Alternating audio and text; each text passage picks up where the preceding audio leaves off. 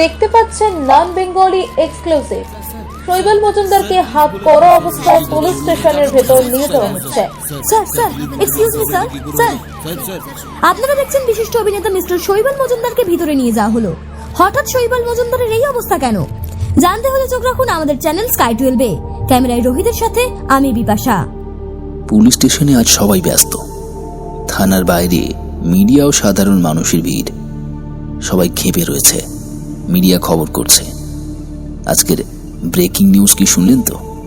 কিছু junior police থানার বাইরে ব্যারিকেড করে রেখেছে এবং পাহারা দিচ্ছে, যাতে উত্তেজিত জনতা থানার ভিতরে আসতে না পারে।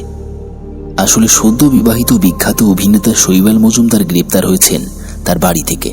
তাকে এই পুলিশ স্টেশনে এনে রাখা হয়েছে। তার সুরক্ষার জন্যই অনেক পুলিশ মোতায়েন করা হয়েছে। শৈবালের বাড়ি অর্থাৎ মজুমদার বাড়ি এখন বেশ থমথমে। কিছুক্ষণ আগে পর্যন্ত যে বাড়িটা প্রাণোচ্ছল ছিল, গান বাজনা হচ্ছিল, সেই বাড়িটা এখন নিশ্চুপ হয়ে রয়েছে। শৈবালের স্ত্রী পিয়ালি চুপচাপ ঘরে বসে আছে। গতকাল তার রিসেপশন ছিল, আর আজই এই ঘটনা ঘটে গেল। সকালের ঘটনাগুলো এখনো চোখে ভাসছে পিয়ালির।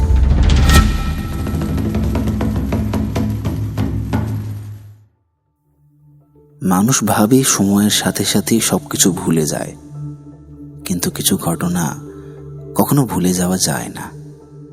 কিছু সত্য লুকিয়ে থাকে বছরের পর বছর, শুধু সঠিক সময়ের অপেক্ষায়। ভালোবাসা, বিশ্বাস আর প্রতিশোধের এই খেলায় কেউ হারায় নিজের সম্মান, কেউ হারায় নিজের জীবন। আর যখন একে একে সত্যিটা সামনে আসতে শুরু করে, তখন বোঝা যায় এই গল্পটা শুধু একটা ঘটনার নয়, এটা বহু বছরের জমে থাকা প্রতিশোধের গল্প। শুনছেন কাহিনী স্ট্রিট।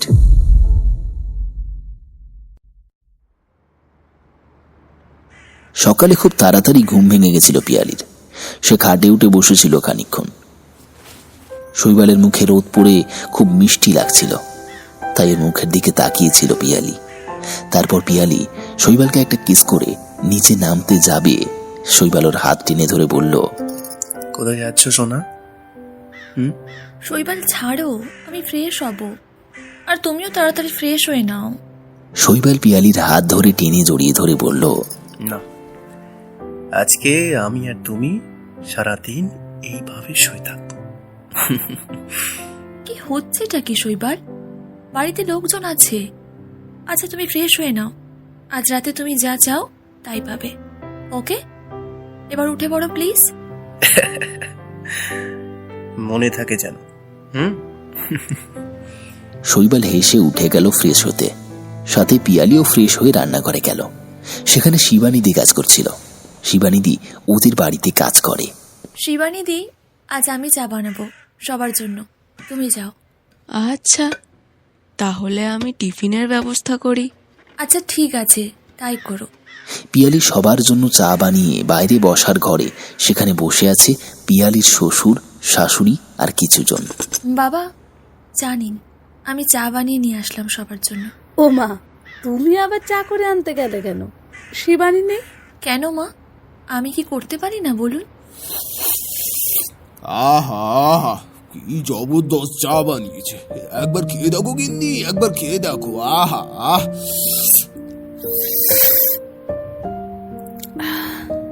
হ্যাঁ সত্যি তো, কি সুন্দর চা বানিয়েছে আমার মেয়েটা। বলে কি এত প্রশংসা হচ্ছে নতুন বৌমার? হ্যাঁ তবে বলছি আর কি, একবার খেয়েই দেখ। বাহ পিয়ালি, তুমি তো প্রথম দিনে সবার মন জয় করে নিয়েছো।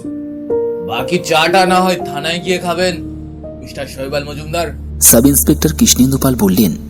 পাশে দাঁড়িয়ে ইন্সপেক্টর রণজিৎ সেনাল। শৈবালের বাবা রবিবাবু এবং রণজিৎ ঘোষ অনেক দিনের বন্ধু, তাই রবিবাবু রণজিৎ সেনালের দিকে তাকিয়ে হেসে বললেন, কি রে রণজিৎ, কি হলো তোর? সকাল সকাল কি মজা করছিস? কালকের মেনু কি পছন্দ হয়নি নাকি? না রবি, কৃষ্ণেন্দু কোনো মজা করছে না। তোর ছেলের বিরুদ্ধে কমপ্লেন এসেছে, উপর থেকে অর্ডার এসেছে, তাই ওকে থানায় নিয়ে যেতে এসেছি। এতক্ষণে শৈবাল উঠে দাঁড়িয়ে বলল, তা আঙ্কেল, আমার বিরুদ্ধে অভিযোগটা কিসের? বিদিশা সিং বলে কাউকে চেনো? হ্যাঁ, ও তো আমার কো আর্টিস্ট। হ্যাঁ, উনিই কমপ্লেন করেছে। 3 বছর একসাথে থেকে ওনাকে বিয়ের প্রতিশ্রুতি দিয়ে ওনার সাথে সহবাস করে প্রেগনেন্ট করেছে, আর এখন ওনাকে ছেড়ে আপনি অন্য কাউকে বিয়ে করেছেন। শৈবালের মুখটা হাঁ হয়ে যায়। সে পিয়ালির দিকে তাকাতেই দেখল পিয়ালি সোফার উপর পাথরের মতো বসে আছে। এদিকে সাব ইন্সপেক্টর কৃষ্ণেন্দু পাল হাতকড়া পরিয়ে শৈবালকে নিয়ে যায়। শ্রীতমা দেবী সহ যারা ওখানে উপস্থিত ছিল, ক্ষণিকের মধ্যে তাদের মুখের ভাব বদলে গেল। পিয়ালি এতক্ষণে পাথরের মতো দাঁড়িয়ে ওঠে, তারপর কোনো দিকে না তাকিয়ে সোজা ঘরে ঢুকে সপাটে দরজা বন্ধ করে দেয়। খুব বিষাক্ত লাগছে এখন ঘরটা তার। এত ফুল সাজানো খাট দেখে আরো বেশি যেন তার অস্বস্তি লাগছে। পাগলের মতো ঘরের এদিক ওদিক করছে আর কাঁদছে। কিছুক্ষণ পর হঠাৎ কি মনে হতেই পিয়ালি রেডি হয়ে নিল। কিছুক্ষণ আগে পাথরের মতো যেমন উপরে উঠেছিল, ঠিক সেই রকম ভাবে একটু দ্রুত গতিতে সিঁড়ি দিয়ে নেমে বের হয়ে গেল। রবিবাবু ও শ্রীতমা দেবী দেখলেন, কিন্তু কিছু বলতে পারলেন না। অমৃতার আজ ছুটি ছিল। লাস্ট কয়দিন একটা প্রজেক্টে কাজ করতে করতে হাঁপিয়ে উঠেছিল সে। অবশেষে তাকে 3 দিন ছুটি দিয়েছে অফিস থেকে। লাঞ্চ সেরে অমৃতা মা, বাবা আর বোনের সাথে গল্প করছিল, আর বাবার সাথে দাবা খেলছিল। এমন সময় দরজার কলিং বেলটা বেজে উঠল। সুমনাদি গিয়ে দরজা খুলে দিয়ে বলল, কাকে চাই? এটা কি অমৃতা দত্তের বাড়ি? হ্যাঁ। উনি কি বাড়িতে আছেন? হ্যাঁ, আছে। একটু ডেকে দেবেন প্লিজ, একটু আর্জেন্ট ছিল। হ্যাঁ, ভিতরে আসুন। ও দিদিমণি, একজন মহিলা তোমাকে খুঁজছে। আমি সোফায় বসিয়ে দিয়ে এসেছি। আচ্ছা, দাঁড়া আসছি। বাবা, আমি এসে পরের দানটা দেবো কিন্তু। অমৃতা নিচে আসলে পিয়ালি উঠে দাঁড়ায়। নমস্কার। হ্যাঁ, নমস্কার, বলুন। বসুন এখানে। বলে সোফায় গিয়ে বসে দুজনে, এবং তারপর পিয়ালি বলতে শুরু করে, আসলে তুমি আমাকে চিনবে না। তুমি শ্রীরাধা পোদ্দারকে একবার সাহায্য করেছিলে। আমি ওর থেকেই তোমার কথা জেনেছি। আমি একটা বিপদের মধ্যে আছি, আমাকে একটু সাহায্য করবে প্লিজ? কি বিপদ আর কিভাবে আপনাকে সাহায্য করব? পিয়ালি প্রথম থেকে পুরো ব্যাপারটা ধীরে ধীরে খুলে বলল অমৃতাকে, এবং শেষে, দেখো, আমি পুলিশের ওপর ভরসা রাখতে পারছি না। পুলিশের মতন তদন্ত করুক। আমি চাই তুমিও তদন্ত করে পুরো সত্যিটা বের করো প্লিজ। কিন্তু আমি তো প্রফেশনাল নই। হ্যাঁ, আমি জানি। দেখো, আমি তোমার থেকে বড় হই, তুমি একজন দিদিকে সাহায্য করছো, এটা মনে করে আমাকে সাহায্য করো প্লিজ। ঠিক আছে, আমাকে ভাবার সময় দিন, আমি জানাবো আপনাকে। আপনার মোবাইল নাম্বারটা দিয়ে যান। পিয়ালি নিজের ফোন নাম্বারটা দিয়ে আরো কিছুবার কেসটা নেওয়ার জন্য রিকোয়েস্ট করে তারপর বেরিয়ে গেল। রাত 12টা বাজে। অমৃতা এখন শৈবাল মজুমদারের পাস্ট লাইফ সম্পর্কে সোশ্যাল মিডিয়া থেকে জানছে। কিভাবে শৈবাল মজুমদারের অভিনয় জগতে এসেছিল, কোন কোন সিরিজ সিনেমা করেছে, কার কার সাথে সম্পর্কের চর্চা হয়েছিল, পিয়ালির সাথে কত বছরের সম্পর্ক, ইত্যাদি ইত্যাদি। এও জানা গেল যে পিয়ালি ওর অ্যাসিস্ট্যান্ট ছিল, এবং পরের দিন সকাল হতেই অমৃতা পিয়ালিকে ফোন করে জানালো সে এই কেসটা নিচ্ছে। পিয়ালি খবরটা শুনে খুশি হলো ঠিকই, কিন্তু কিছু একটা কারণে মুখের ভাবটা অন্য রকম লাগলো। এবার অমৃতা আসলো শৈবাল মজুমদারের সাথে দেখা করার জন্য থানায়, যদিও তার জন্য পারমিশন লাগে। আর এই সাহায্যটা অমৃতার কাকা সুধীরবাবু করে দিলেন। অমৃতা নির্বিবাদে শৈবাল মজুমদারের সাথে কথা বলতে গেল সেলের ভিতর।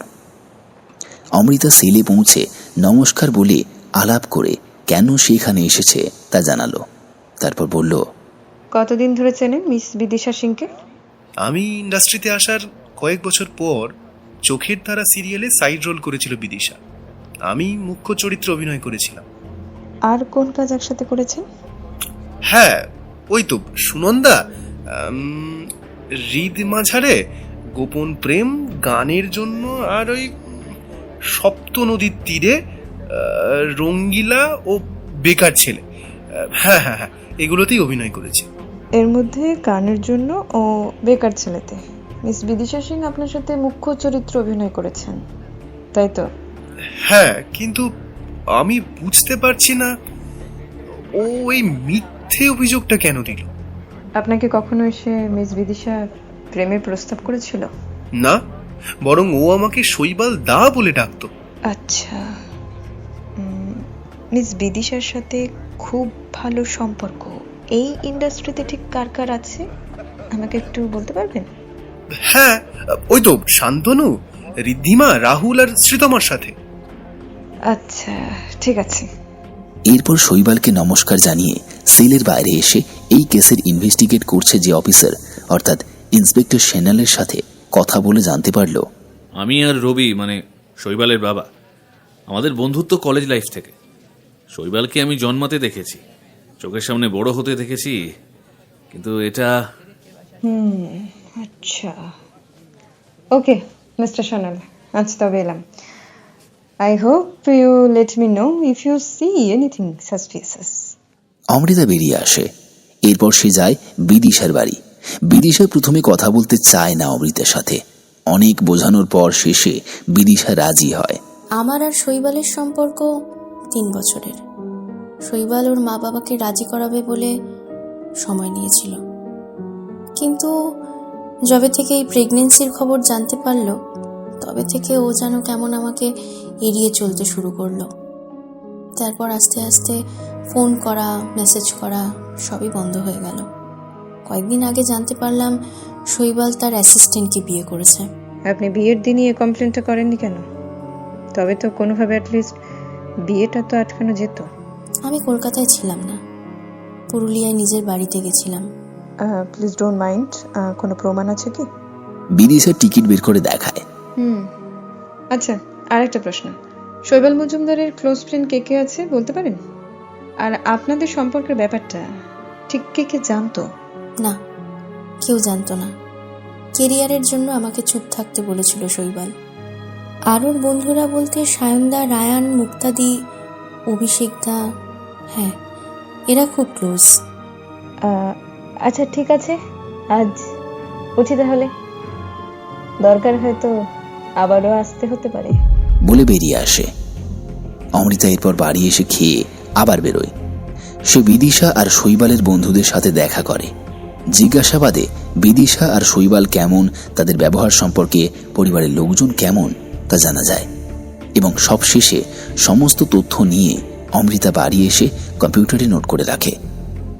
পরের সকালে বেরিয়ে প্রথমে যায় পিয়ালির বাড়িতে। আচ্ছা, আপনি আর আপনার হাজবেন্ড ঠিক কতদিন ধরে একে অপরকে চেনেন?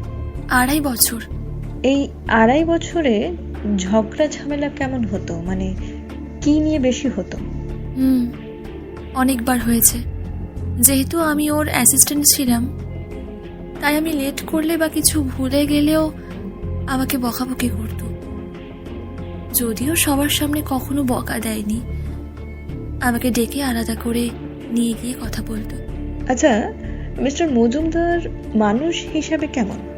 খুবই ভালো। আপনার সাথে সম্পর্ক চলাকালীন অভিনেত্রী গার্গী সেনের সাথে নাম জড়িয়েছিল মিস্টার মজুমদারের, এই ব্যাপারে আপনি কি বলবেন? হ্যাঁ, নাম জড়িয়েছিল। আসলে একটু শ্যুট করতে গ্রামে যেতে হয়েছিল ওদের। ফেরার সময় প্রচুর বৃষ্টি হওয়ায় ডিরেক্টর ঠিক করলেন সেই রাতটা সামনের এক হোটেলে থাকা হবে। ছোট হোটেল, ঘর কম, তাই শেয়ার করে ঘুমোতে হয়েছিল ওদের। তবে শৈবাল ও গার্গীর ঘর একদম আলাদা ছিল। সকালে স্থানীয় একজন ওকে আর গার্গীকে একসাথে হোটেল থেকে বের হতে দেখে, আর ওদের সম্পর্ক আছে বলে রটায়। ও, আপনি সেদিন যাননি কেন? আমার শরীরটা খারাপ করছিল, শৈবালই বলেছিল আমাকে বাড়িতে থাকতে।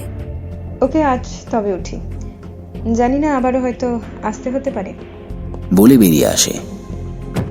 গাড়িতে উঠে একটা কথা বিদিশার মাথায় আসে। আচ্ছা, বিদিশার প্রেগনেন্সি টেস্টে বিদিশা যে প্রেগনেন্ট আর বাচ্চার বাবা যে শৈবাল মজুমদার, এর প্রমাণ কি আছে? কথাটা মনে আসতেই সে দ্রুত ফোন করলো ইন্সপেক্টর শ্যানালকে। তারপর তাকে কয়েকটা কথা বলে রেখে দিল। পরে যেদিন শুনানির ডেট ছিল সেই দিন যে ডাক্তার বিদিশার টেস্ট করিয়েছিল তাকে ডাকা হয়। বিদিশা উপস্থিত থাকে। কোর্টের কাজ শুরু হলে শৈবালবাবুর উকিল অর্পণ সেন যে ডাক্তার টেস্ট করেছিল অর্থাৎ বিপিন মণ্ডলকে ডাকেন উইটনেস বক্সে। তাকে দিয়ে শপথ বাক্য পাঠ করানোর পর অর্পণ বাবু জিজ্ঞাসা করেন, আপনি তো ডিএনএ টেস্ট করিয়েছিলেন মিস বিদিশার, তাই না? হ্যাঁ, আমি করেছিলাম। আচ্ছা ডাক্তারবাবু, একজন সন্তানের বাবা কে তা আমরা কিভাবে জানতে পারবো? বাবা এবং সন্তানের ডিএনএ টেস্ট করলে আমরা জানতে পারবো। আর যদি সেই সন্তান মায়ের পেটে থাকে, অর্থাৎ ভূমিষ্ঠ না হয়, তবে? হ্যাঁ, তাহলেও ডিএনএ টেস্ট করা যাবে। সেক্ষেত্রে কিভাবে করা যায় ডিএনএ টেস্ট? এক্ষেত্রে মায়ের শরীর থেকে ব্লাড নিয়ে ডিএনএ টেস্ট করতে হবে। আচ্ছা বিপিনবাবু, ডিএনএ টেস্টে কতটা রক্ত লাগে? অল্প কয়েক মিলিলিটার। যে পরিমাণ রক্ত পেশেন্টের শরীর থেকে নেওয়া হয় তাতে সর্বোচ্চ কটা টেস্ট করা যায়? অনেকগুলো। অর্পণ বাবু এবার একটা রিপোর্ট বার করে বললেন, মাই লর্ড, মিস বিদিশার রক্ত। ইন্সপেক্টর সান্যাল কিছু একটা সন্দেহ করে। যে হাসপাতালে মিস বিদিশার টেস্ট করা হয়েছিল, অর্থাৎ রুবি হাসপাতাল থেকে রক্ত নিয়ে অন্য হাসপাতালে পাঠান, রিপোর্টে স্পষ্ট উল্লেখ আছে মিস বিদিশা প্রেগনেন্ট ঠিকই, তবে বাচ্চার বাবা শৈবাল বাবু নন, অন্য কেউ। আর এই টেস্টটা করেছেন পিএন হাসপাতালের ডাক্তার ইধিকা চৌধুরী। সেই সময় সবাই বিদিশাকে খোঁজে, কিন্তু সে বিপদ বুঝে বেরিয়ে গেছে। তারপর বিপিনবাবুর দিকে তাকিয়ে বলল, এবার সত্যিটা স্বীকার করুন বিপিনবাবু। বিপিনবাবু স্বীকার করেন তিনি টাকার জন্য কাজটা করেছেন, তবে কে টাকাটা দিয়েছিল তাকে তিনি দেখেননি। জাজ শৈবাল বাবুকে সসম্মানে মুক্তি দেন। কেসটা শেষ হওয়াতে শৈবাল ও পিয়ালি এসে ধন্যবাদ জানিয়ে তার ফিস দিয়ে যায় অমৃতাকে। অমৃতাও খুশি হয়, কিন্তু সেই খুশি বেশি দিন টেকে না। কয়েকদিন পর সকালে অমৃতার যোগব্যায়াম করে কফির কাপটা নিয়ে পেপারে চোখ বুলাতে গিয়ে অবাক হলো। তারপর ইন্সপেক্টর সান্যালকে ফোন করে বেরিয়ে যায় বাড়ি থেকে। হেডলাইনে রয়েছে, আগের দিন রাতে শৈবাল মজুমদার ও পিয়ালি মজুমদার একসাথে গাড়িতে করে ঘুরতে যাচ্ছিল। ফাঁকা রাস্তা পেয়ে শৈবালবাবু গাড়ির স্পিড তোলেন 90। 3 রাস্তার মোড়ে হঠাৎ পিছন থেকে ট্রাক এসে ধাক্কা মারে গাড়িতে। ট্রাকের ধাক্কা সামলাতে না পেরে শৈবাল মজুমদার সামনের লাইট পোস্টে ধাক্কা মারেন। সঙ্গে সঙ্গে মৃত্যু হয় শৈবাল মজুমদারের। তার স্ত্রী পিয়ালি অনেক ক্ষত নিয়ে হাসপাতালে ভর্তি হয়েছে। অমৃতা সময় নষ্ট না করে ইন্সপেক্টর সান্যালের থেকে খোঁজ নিয়ে হাসপাতালে গিয়ে পিয়ালির সাথে দেখা করে। পিয়ালি এখনো ট্রমাতে রয়েছে। সে জ্ঞান ফেরার পর থেকে শৈবাল শৈবাল করে চিৎকার করছে, কান্নাকাটি করছে খুব। শৈবাল! অমৃতা পিয়ালি রুমে গিয়ে সান্ত্বনা দেয় আর বুঝিয়ে শান্ত করে। তাদের কথা বলতে বলতেই রবিবাবু ও শ্রীতমা দেবী চলে আসেন। তাদের দেখে আরও কান্নাকাটি শুরু করে পিয়ালি। শ্রীতমা দেবীও খুব কাঁদছিলেন। সে সময় ইন্সপেক্টর সান্যাল চলে আসেন কিছু ফর্মালিটির জন্য। ইন্সপেক্টর সান্যাল বলেন, আমি জানি তোমাকে এখন প্রশ্ন করা ঠিক না, তবুও তদন্তের স্বার্থে কিছু প্রশ্ন আমাকে করতেই হবে। পিয়ালি নিজেকে সামলে ভারী গলায় বলে, হ্যাঁ বলুন। কেন এত স্পিডে গাড়ি চালাচ্ছিলে শৈবাল? আমি অনেক বারণ করেছিলাম, কিন্তু ও শোনেনি। আসলে ও কার রেস করতো একসময়, ওই স্পিডটাই দেখাচ্ছিল আমাকে। কোথায় যাচ্ছিলে তোমরা? আমরা ওর পৈতৃক বাড়ি বিজয়া গ্রামে যাচ্ছিলাম। মাই বলেছিলেন একসাথে পুজো দিয়ে আসতে। এই অ্যাক্সিডেন্টের পিছনে কে থাকতে পারে? কাউকে সন্দেহ করো তুমি? না, বলতে পারবো না। আচ্ছা ঠিক আছে, এবার তুমি রেস্ট করো। এরপর রবিবাবু অমৃতাকে দাঁড়িয়ে থাকতে দেখে জিজ্ঞেস করেন, কে তুমি মা? ইনি তো সেই মেয়ে যে শৈবালকে কোর্টে নিরপরাধ প্রমাণ করে সসম্মানে বের করে এনেছিল। ও, তুমি সেই? হ্যাঁ বাবা, ইনি সেই অমৃতা। তারপর অমৃতার দিকে তাকিয়ে বলল, তোমার কাছে রিকোয়েস্ট করছি, তুমি এই কেসটা দেখো আর শৈবালের খুনের শাস্তি দাও। নিশ্চয়ই।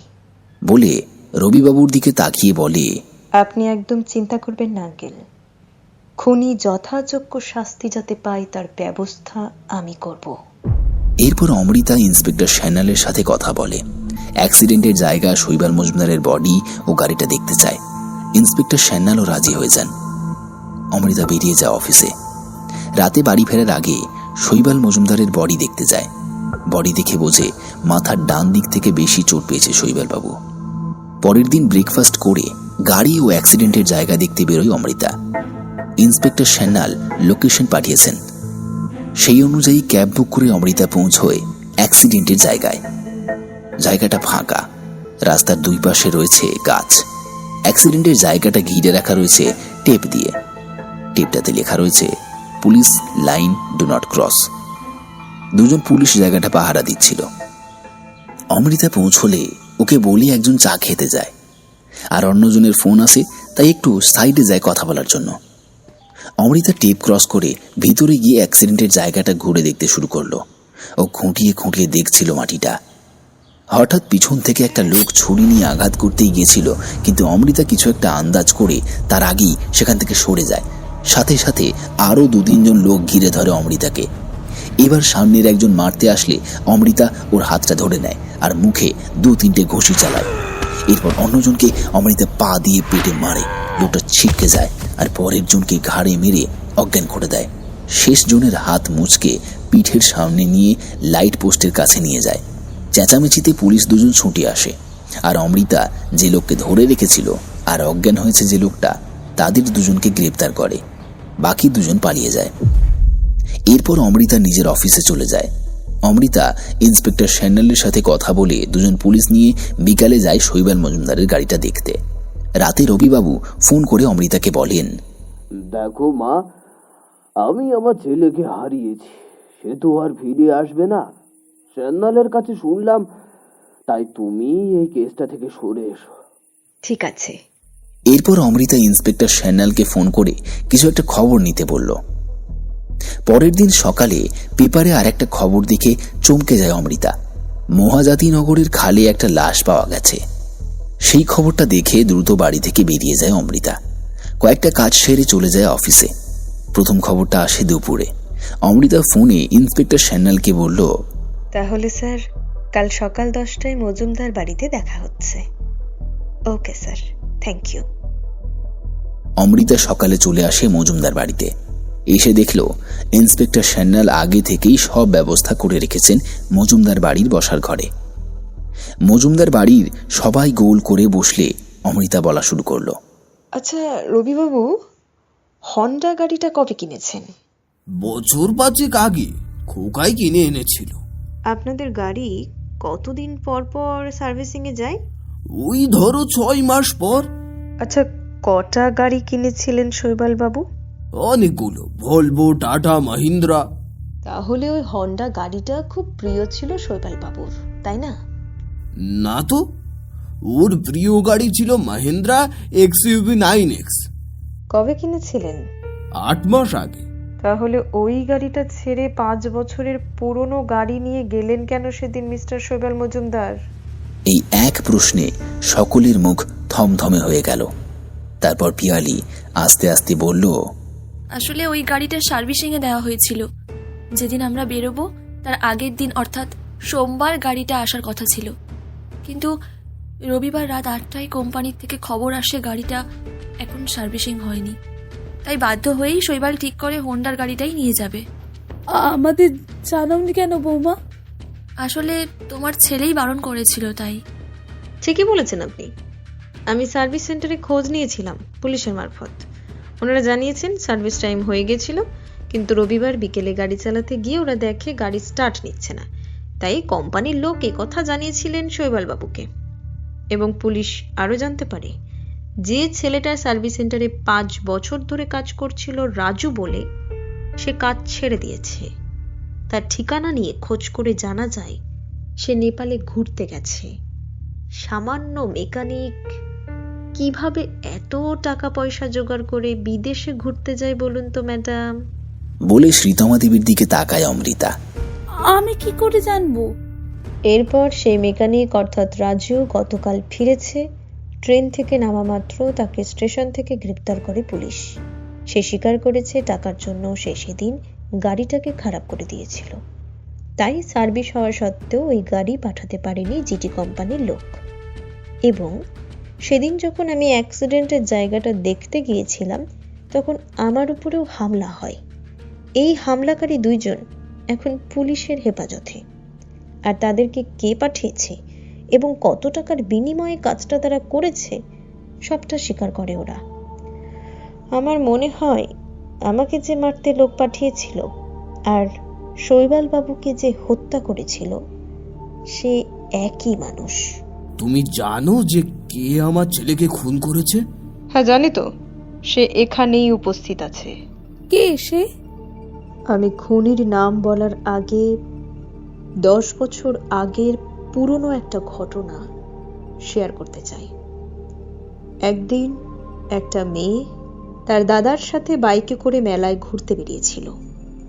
সেই মেয়েটা এটা ওটা কেনার আবদার করছিল, আর তার দাদা সব আবদার মিটিয়ে দিচ্ছিল।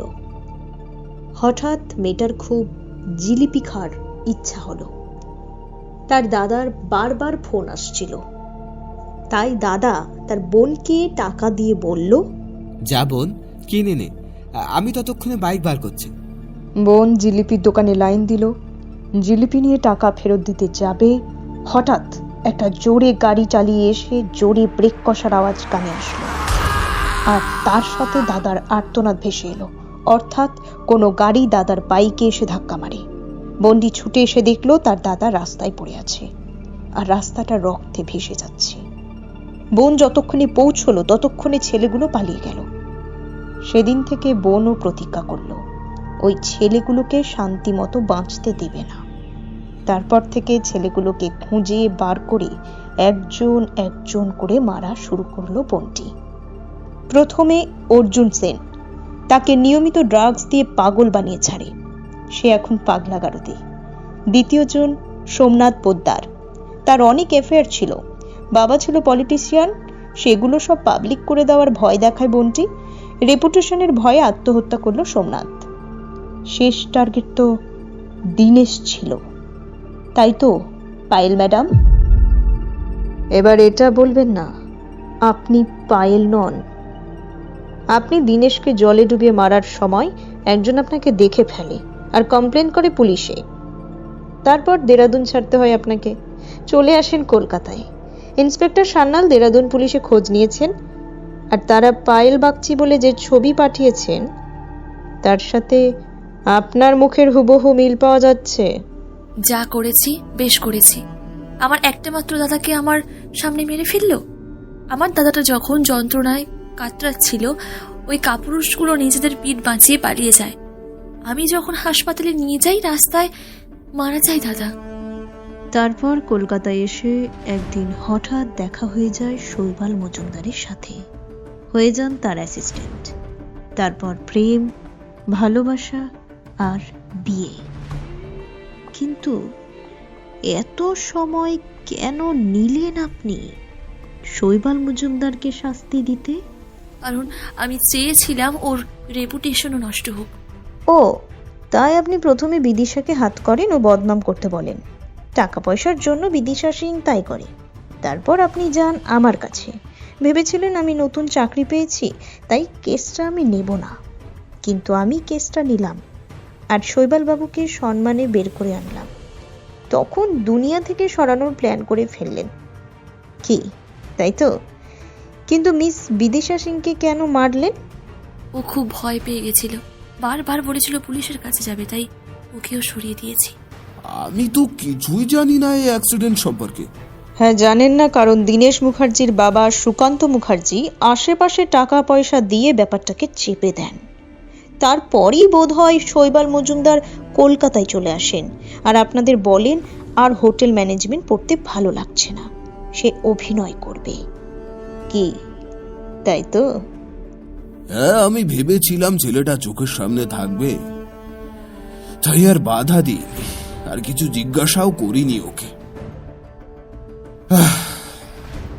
শৈবাল বাবুর লাশ ও গাড়ির অবস্থা দেখে আমার মনে হয়েছে সেদিন ট্রাকটা একটু ডান দিকে বেশি ধাক্কা মারে, তাতে শৈবাল বাবু টাল সামলাতে না পেরে লাইট পোস্টে ধাক্কা মারে। বিদিশা যে মারা গেছে তা তুমি কি করে জানলে? সেদিন সকালে একটা খবর দেখি, মহাজ্যোতি নগরের খালে একটি মেয়ের লাশ পাওয়া গেছে। সন্দেহ হয়, চলে যায় মহাজ্যোতি পুলিশ স্টেশনে। ইন্সপেক্টর সন্দীপ মৈত্রের সাথে কথা বলে জানতে পারি লাশটার মুখ বিকৃতি হওয়ায় কেউ চিনতে পারছে না, আর এদিকে আপনারা বিদিশা সিংকে খুঁজে পাচ্ছেন না। আমি রুবি হাসপাতালে যোগাযোগ করে বিদিশার আর এই লাশটার ডিএনএ টেস্ট করতে বলি, আর আজ সকালে ডিএনএ টেস্টের রিপোর্ট ইন্সপেক্টর মৈত্র হোয়াটসঅ্যাপে পাঠায়। কি রেজাল্ট আপনি নিজেই দেখে নিন। বলে নিজের ফোনটা ইন্সপেক্টর সান্যালকে দিল। এ তো ভীষণ ডেঞ্জারাস ক্রিমিনাল, একে কিছুতেই আর বাইরে রাখা যাবে না। বলে সাব ইন্সপেক্টর রুমা বণিককে বললেন, আপনি গ্রেপ্তার করুন পায়েল বাগচিকে। পায়েল অমৃতার দিকে তাকিয়ে বলল, মনে করিস না জিতে গেলি। যেদিন আমি লকআপের বাইরে আসব সেই দিন তোর শেষ দিন। অপেক্ষায় থাকবো।